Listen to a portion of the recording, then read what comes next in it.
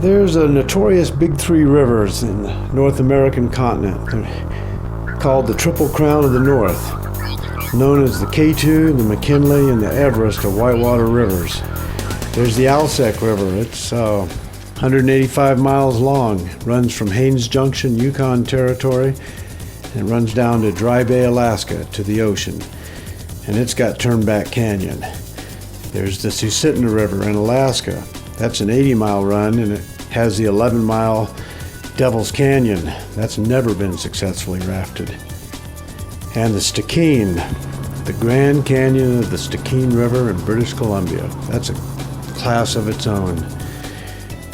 So why would I even want to run these rivers? Well, there's four things you have to even begin with here. The skill and physical ability, and you better be honest with yourself on that one. You need the desire, you even want to do it, and that might depend on how much family you have. And you need the time and the money, that's always a factor. Now we're back to the why question. Same reason as mountain climbers. It's always there, it's always a challenge, and in a way it's always a dare. Because it's never been done before, and I think I can do it. There's a fifth belief or acceptance you have to have, and that's there is a very real level of risk going on. When I told my son Shad about these plans and these rivers, that I intended to run them, and that my will was on the desk, easy to find, his comeback comment was, "Well, Dad, how many things are there left on the planet that haven't been done yet? If you think you can do it, go for it." So my last answer to the why question is because there comes a time when you either do it, you just stop talking about it. So October of '04, I made the mental commitment and let the training begin.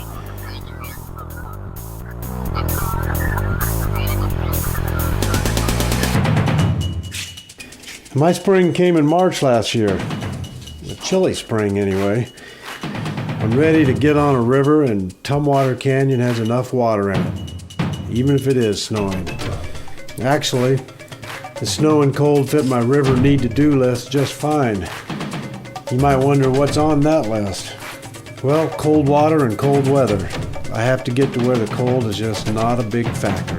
Big demanding rapids, and that means technical rapids, long rapids, numerous maneuvers, and obstacles. Rapids that you have to have a mental picture of, have to remember where you are, and where to go next. Don't lose your place in the turmoil of it all. I need rapids with velocity. I gotta get used to the speed and features that come at me in a hurry.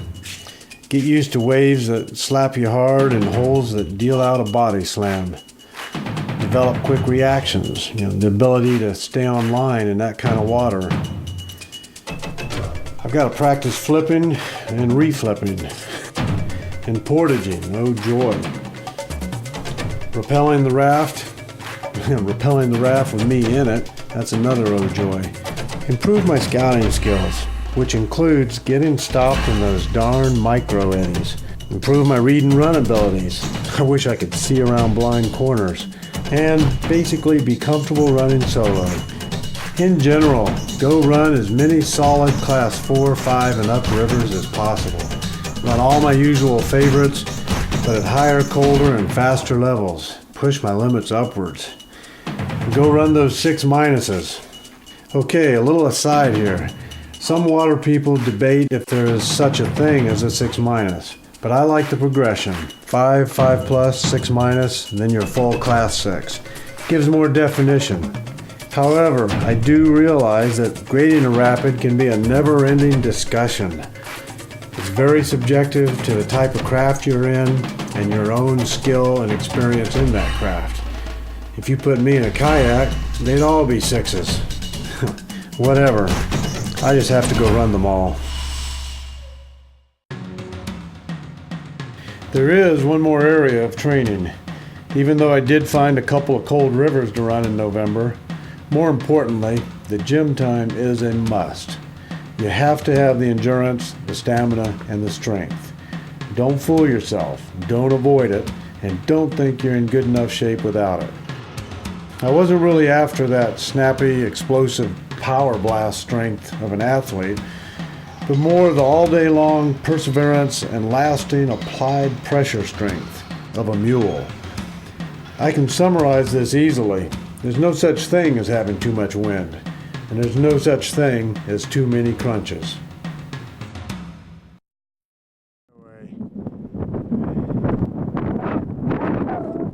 The Alsek River. It's vast and it's astounding. You start on the Desideish at Haines Junction,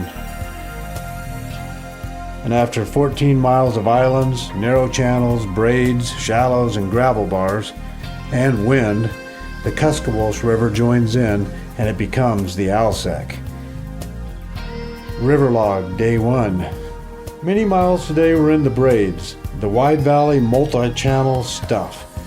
There is a knack of reading the islands and choosing water that doesn't dead end, but occasionally you still have to drag the boat, and that doesn't take much smarts. It's another 30 miles to Lowell Lake. It's a glacial lake, full of icebergs. The water temp drops to 37 degrees there, and it is windy all the way. Well, I wasn't doing any 45 miles into the wind on my first day. I found a nice little island camp instead. I didn't know that my island home had belonged to a moose. During the night, he stomped and splashed at me to show his displeasure, which made me wake up and grab the bear spray and the whistle and the foghorn. After the first time, I just slept through it and wished guns were allowed. Log, day 2. On down to Lowell Lake. The weather is sunny, and my nightly sat phone call had promising river level news. It's still trending downwards. The Bates River gauge is expressed in cubic meters per second. Multiply by 35 and you have cubic feet per second. Multiply that by 1.5 and you have an approximate CFS for Turnback Canyon. When I put on, the water was dropping through the 13,000 CFS level. And I want Turnback no higher than 10,000, and hopefully down around 6. What you want and what you get. Day 3, great moving water. Put in a 42-mile day and camped appropriately right under Mount Blackadar. I watched 4 bears depart the area before setting up camp. If all these bears were here and left, then the bear traffic quota is probably filled for the night. It's day 4. Turnback Canyon is not far. There's a couple of long moving turns. I scouted them to make sure there were no surprises. I do not want to be swept into this canyon. As usual, bear sign is everywhere. There's a great camp right above Turnback with plenty of driftwood. I definitely plan to keep a small fire going all night. Keep a smoke scent swirling around my camp. I did a day and a half of hard scouting, major up and down hills, mostly on rockslide, talus, shale ridges. Then to cut over to the river was all through brush and alder. There was 2 ways to get there, the path of least resistance and no other way. Guess who else uses that path of least resistance? I was looking forward to helicopter scouting the next morning. Once I shove off, the commitment is made. There is no turning back now.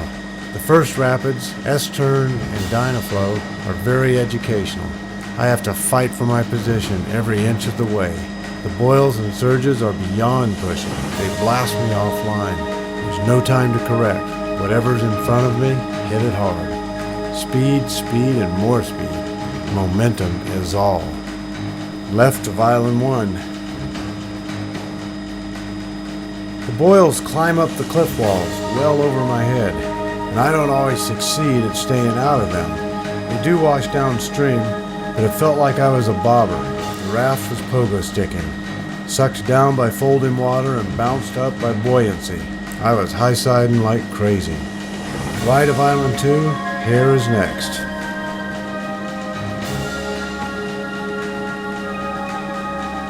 Hare, or Shelby Double Indemnity. That baby is the monster. There's 4 big rapids to get down to it and 4 more after. The only way to run it is to establish the left line and stay on it. No messing up, no missing a stroke, no slack of any kind. The bottom half has 2 ugly right side holes. If you fought out of the first one, you dump into the last and worst one. No momentum, no lineup, and it's a keeper all the way. Stay the heck left. Except the entrance doesn't let you, and first there's upper hair. Better look twice at this one. These holes, besides being so big, are compressed and extra violent. The hydraulics are being forced upon themselves. They fight, push, and shove. The whole bottom surges deeper and shallower. The back wave will steady brake, then build up crest and top brake. Hair has 4 of them, and number 2 couldn't be in a worse place. It doesn't let you fudge left at all. The only strategy to get there is a hard backstroke to the left. But first, I have to use some, and not much, of the grab water behind the hole. Then it's slash and bash waves, all big, zigzag through. Just don't slide right. Psyching way up. I know I can run these rapids. I know what the boat can do, but still, that final mental click, decision. Look over my raft, tighten everything one more time, especially my helmet and life jacket. Belly pack survival kit, thigh pack has sat phone and med kit, and spare air inside my jacket. Precautions.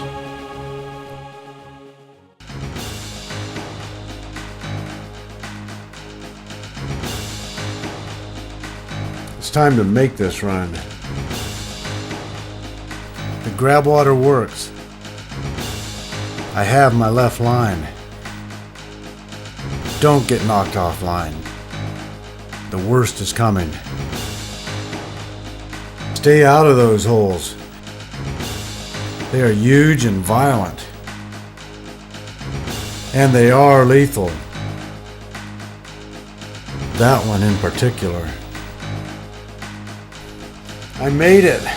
I hoop and holler and briefly let my guard down and immediately flip.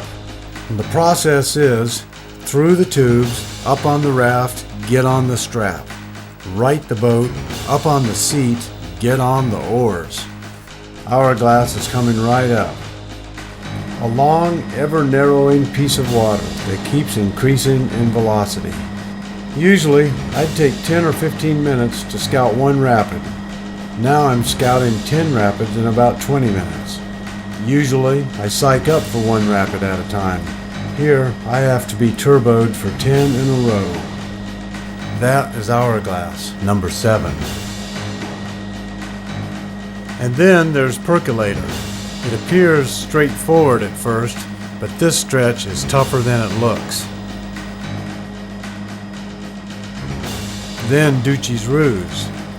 It looks like a highly possible place to flip, and it looks like there is room enough to right the boat. Sure enough, I do flip, and there is time before last major constriction. Just another flip.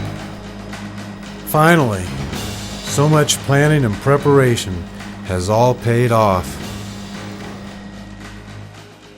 After turnback, there was another 85 miles of hard rowing. Cold, rain, wind didn't bother me a bit. Finding the takeout was a totally lost and confused in the fog experience. But I eventually got to the airstrip and flew back to Haines Junction, where I met again with Rich, a former river guide who had given me great advice on the Alsec. Well, this is Haines Junction. This is literally the gateway to all the Killarney rivers. No, I'm really happy that you made it through turnback. Rafter can go anywhere he wants to go, which I've always believed. The word's going to spread now, and it's going to be the caliber of other boaters that come up, and definitely running those kind of canyons that you've been running. You got to do some thinking and some planning.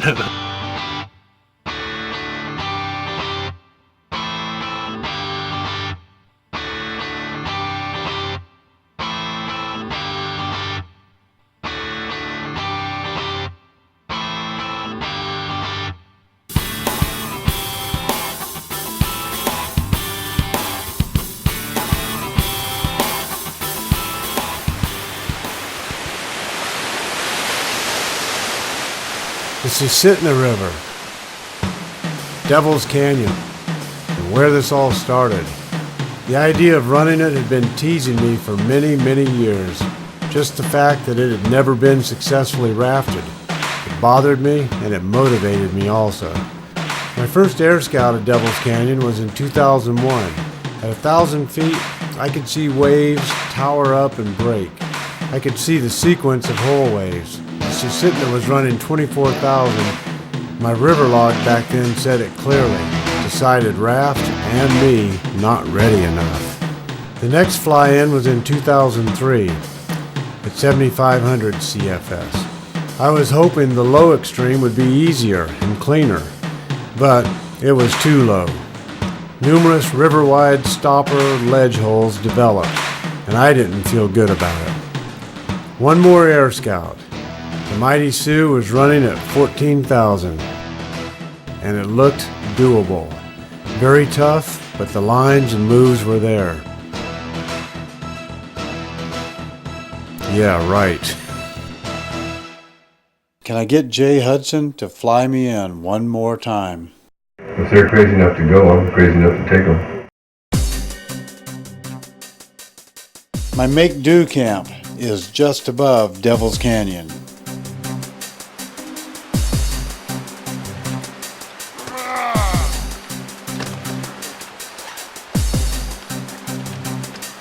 I've got to get to the right.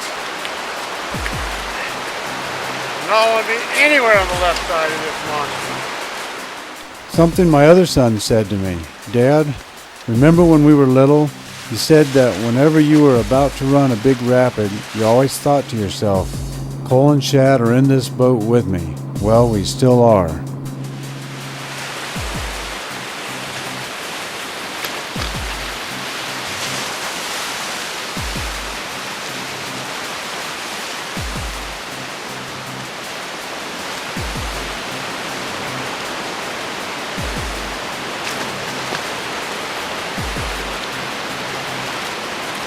This is a maze, and I'm not allowed to forget my scout route.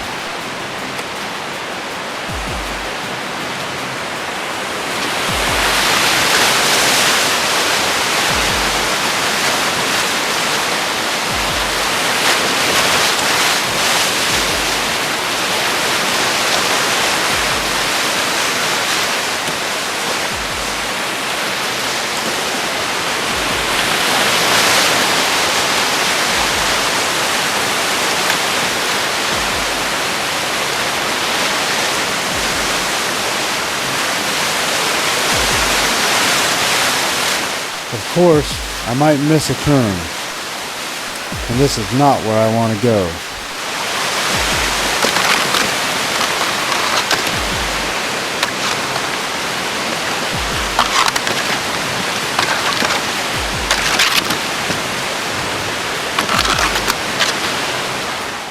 Sometimes rocks can be very helpful though.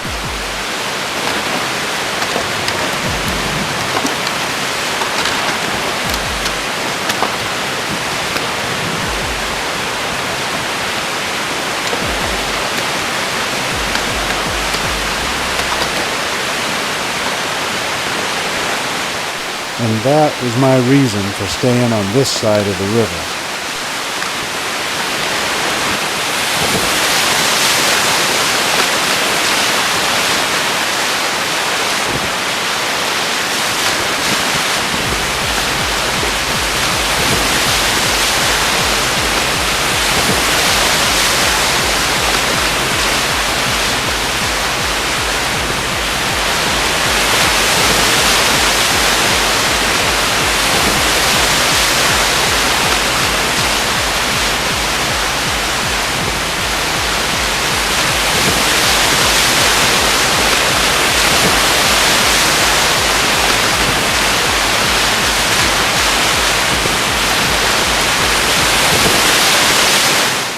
Another good reason.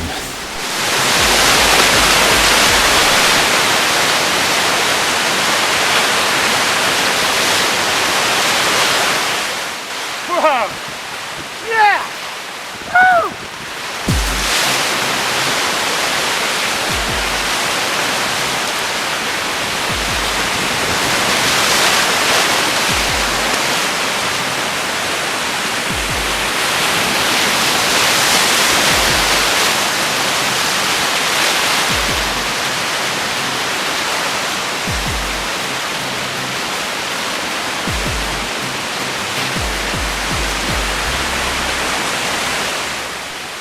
No way these get to be playways. Nozzle's coming up fast, and I have to be exactly on line.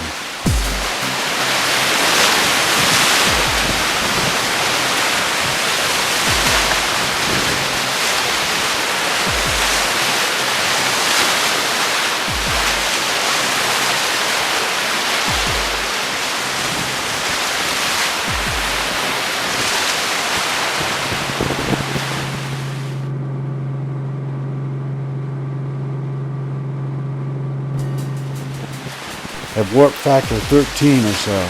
This is a body blast and ballast wave.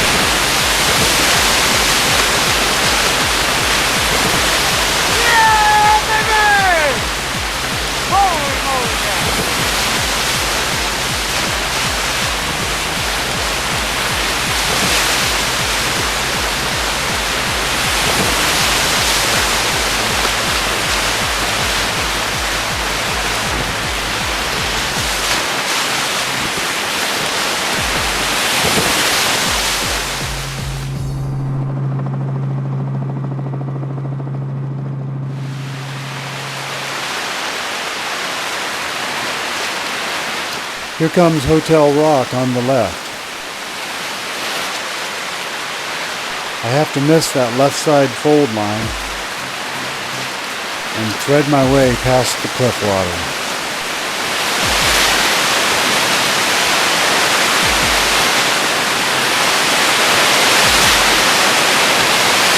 Oh yeah! Oh baby, first green! Holy moly cow!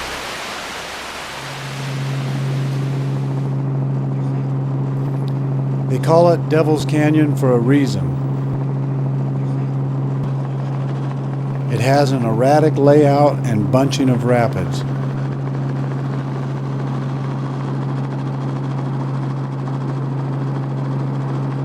The shorelines are actually cliffs. Unforgiving. There's no way to get out. Not portageable, not swimmable.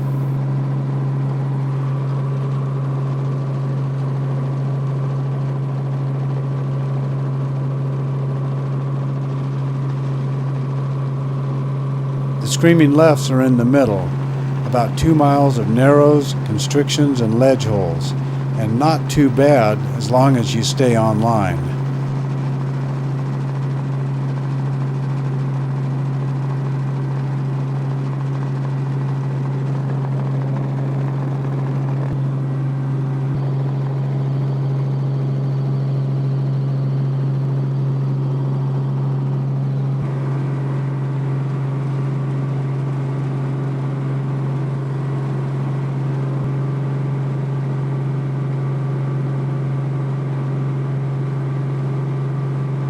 The flow through here is less intense, but there are still consequences for any error.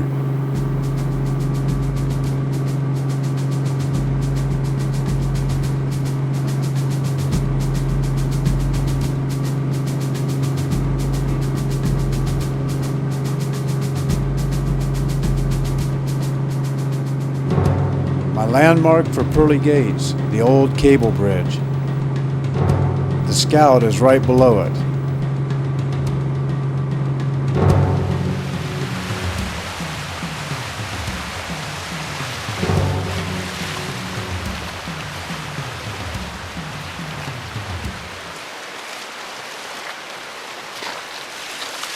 My usual stand-up.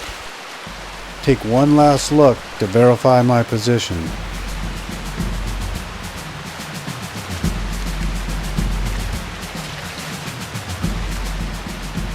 I've got to remember every part of this long and involved rapid. I'm glad it's an overcast day. Any glare would make it much harder to see all the maneuvers and obstacles. I play it over and over in my mind. I rehearse mentally how to get through Pearly Gates. It'd be nice if I had the time to enjoy the scenery, but I didn't.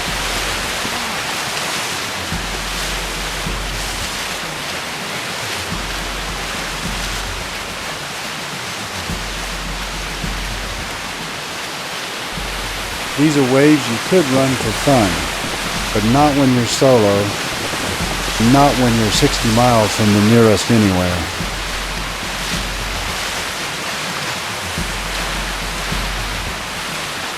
I'm coming up on Dogleg, the first of two extremely treacherous sections.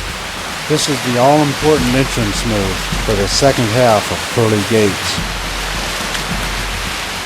These inviting-looking waves would take me right into a bad hole. I remember from my scout, the run is on the left.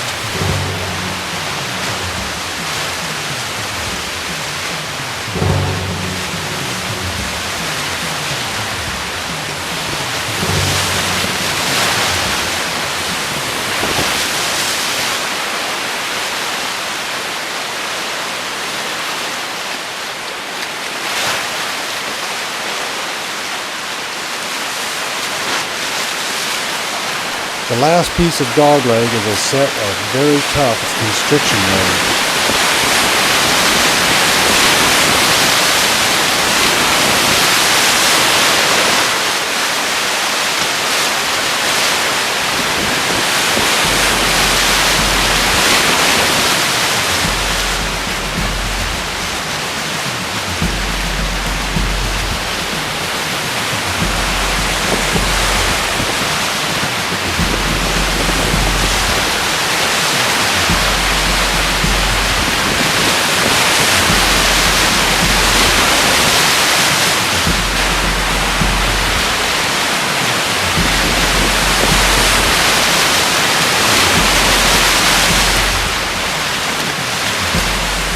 This one rates another stand-up.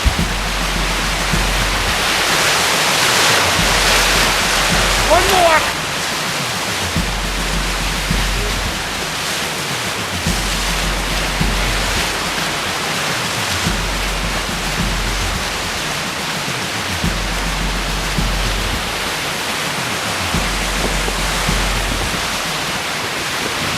Bus stop hole.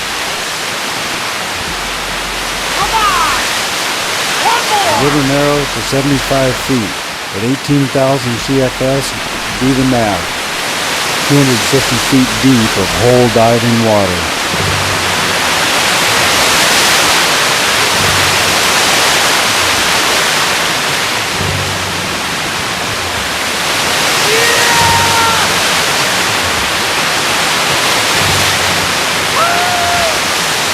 Right, this thing down.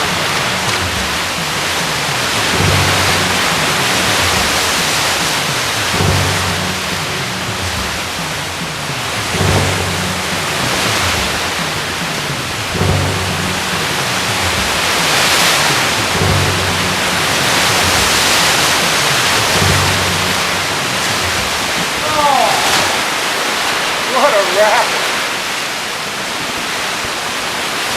Devil's Canyon is now behind me. I ran it.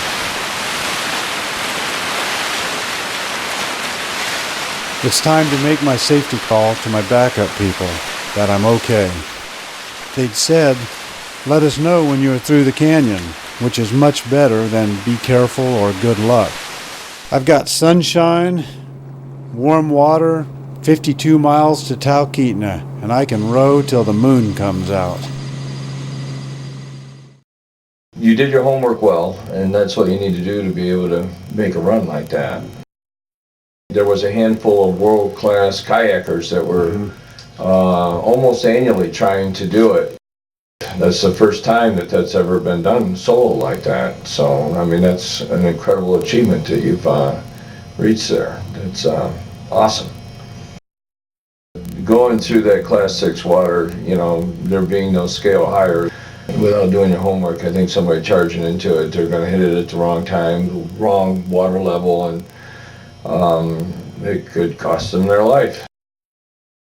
I would never do it, but to hear the stories and see someone else attempt these feats are unbelievable, and you are my favorite rafter. I'm your one and only. Welcome back. Thanks.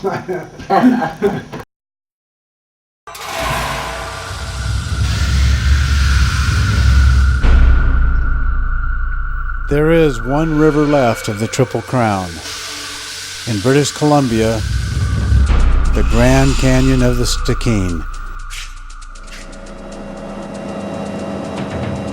And it is the Everest. I have to take an inventory of factors. My raft has held up well.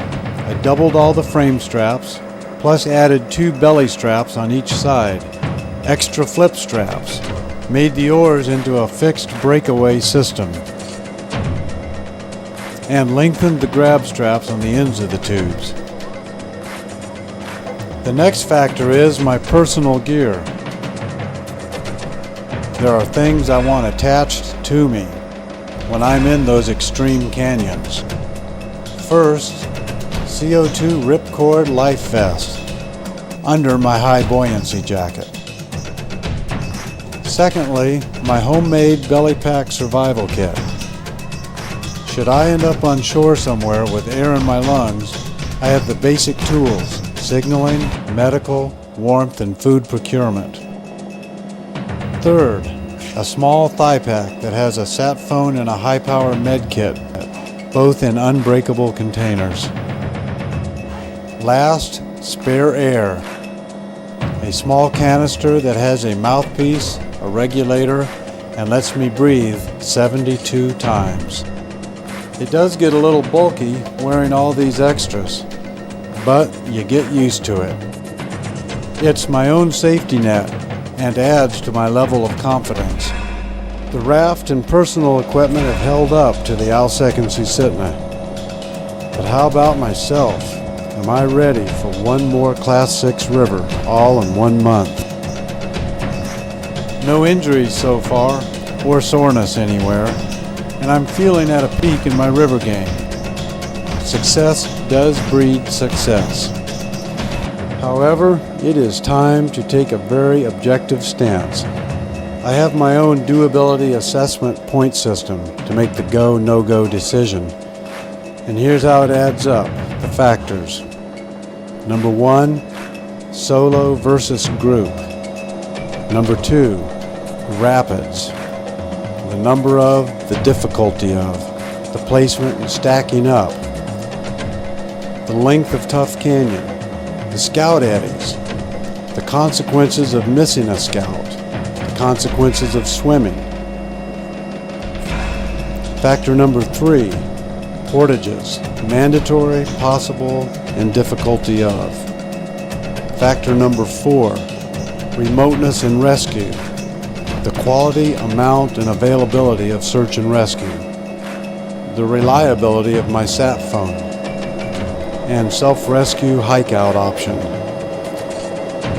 Factor number 5 is the weather, the forecast, cold, rainy, snow, or icy, the water temperature, the shoreline conditions, slippery footing. And factor number 6 is wildlife. Are there bears? Each of these items gets a point or points for being a negative or severe hardship. The Alsek and Susitna both scored 16. The Stikine is scoring a 23. Under better conditions, it could come down to a 19 or 20. But at these conditions, I gave myself a 1 out of 3 chance of making it through the canyon alive, which is not good enough. It's going to take another year of training and work. Physical training, ramp it up. Crash training, run the worst parts of rapids instead of missing them. Multi-flip training, 3 or more flip reflips, no break in between. And last, get a bigger boat, enough to give me more punch power, but not slow down my reflip. Tanzilla Narrows, the way out. This river is going to take all the training and every skill I have. Well, there's a lot of to-dos, but that's my plan. See you downriver. Well, my thoughts are, Mark, is that You are my oldest friend to take a raft and put it in a kayaker's world. You've done what nobody else has been able to do. Rivers of this nature, you're on your own. No matter where I'm at in the state, if I don't make my check-in, if something goes wrong, the dogs will be out the next day. And somehow Aaron will make it happen no matter where he is.